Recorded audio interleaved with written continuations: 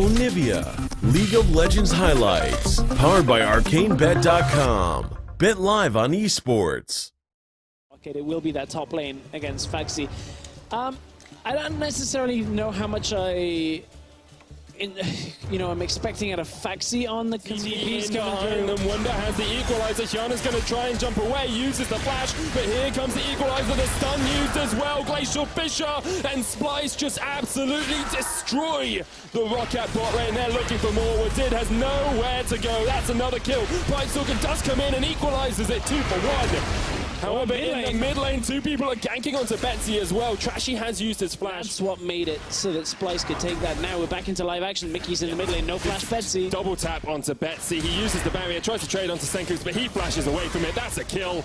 Syndra down in mid lane. Doesn't matter whether it's bot lane. Down towards the bottom side as well as Shannon goes in, gets the charm, probably knocked up as well. Here's Brightstalker.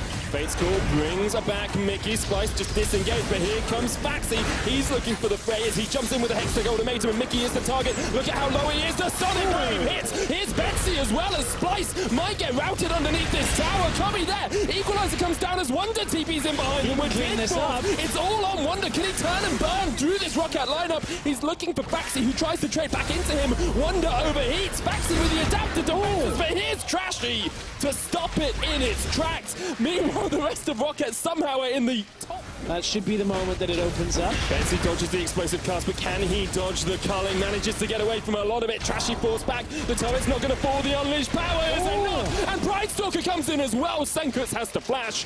Roccat make a superb play in the mid lane. It was all connect, and now Splyce. Oh, Senkus this one in. Oh, Wadid used all of his mobility to go in though. The Glacial Fissure there. Betsy's been caught up with the Electro Harpoon. Tries to get the knockback, but burns down. Splyce will get the mid lane tower. They're 7 kills to 4 up, and they lead by that play and just thought no.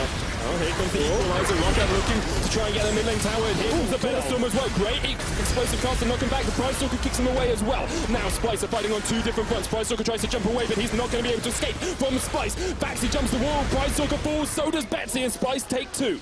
One of the reasons why Splyce utilizes Gragas pick so much is once you harass down Splyce, but I think they will just retreat. There we are. Jumps away with the grand entrance into the battle dance. And this will be the Baron for Splyce. We saw it be their downfall in game 1. That must come from the early game sense that Roccat have been playing from behind, but now he wants to go. There's the double charm. Senkus going to jump the wall. Featherstorm comes out. Hyanan isolated in the back line. Brightstalker's going to jump away as well. Cobby gets Wadid down. Faxi's in the middle of them all. That's a double for Cobby. Brightstalker's not going to be able to escape from Senkus. 4 kills to none in favor of Splyce, and they're looking for one more. Trashy with the barrel. Oh, won't get close enough. Mickey won't be able to get there either. Betsy does escape. Eventually he realizes he shouldn't be in that position anymore. Wonder's actually going to get caught out. There's the charm, there's the unleashed power, there's the shutdown forwarded. Good shutdown. There was no Zhonya's available on Wonder. So it means you should... Actually, Wonder's going to jump in the bottom lane. I don't even know whether I want to hear the end of that. That's a kill for Betsy.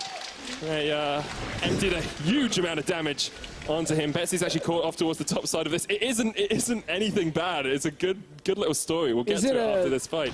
Betsy's actually going to try and execute up here as Senkus does come in. Wonder gets the kill. Yeah. And this Splyce started up. Here comes Brightstalker, jumps in, the charm comes out. Hyanan doing work, having to jump back with it. Brightstalker's going to fall first. Here comes Faxi as well, though. Hexagon automating gets blocked by the Zhonya's. Great play by Wonder. And now Mickey joins the fray. Trashy jumps in. Senkus doing absolute work on the back line of this fight. Betsy takes 1, but he's going to fall as well. Splyce with a 4 for 1 around the Baron. And that's got to be enough for Splyce to take the game right. What they were looking for in the second game here. It was a rough game 1 out of Splyce. They tried a similar composition again. This time it's worked out way better for them. 12,000. Wasn't really involved in the fight. He's been pushing down towards this bottom lane. There comes the equalizer. That's not going to save you. Senkus is dominating. 6-0-3 against him. Level 16 to level 18 in favor of Wonder here. There's the Zhonya's, but Betsy joins it. Inhibitor tower's fallen in the bottom lane. They're going to lose the inhibit anyway, so they say, let's take a fight. They get the kill on Wonder. They get 1 trade for a tower and an inhibitor. Just been absolutely dominating. They're actually going to look to catch Faxi out once again as he continues just to push.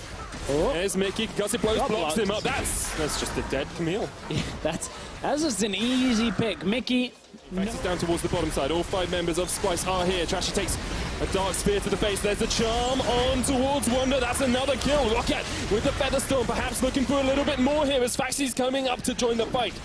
Trashy gets alongside the Locket of the Iron Solari. Here's the Fisher fight. gets the knock up onto Woodid, who tried to jump in. Great play. They're going to get the root on the back line, though. Senkox goes godlike. There's the equalizer as well. Betsy gets knocked up twice and taken down once. Double kill for Senkox. Splice are looking to close this one out. They've had enough of this waiting game. Yarnan's dead. Kobe dominating.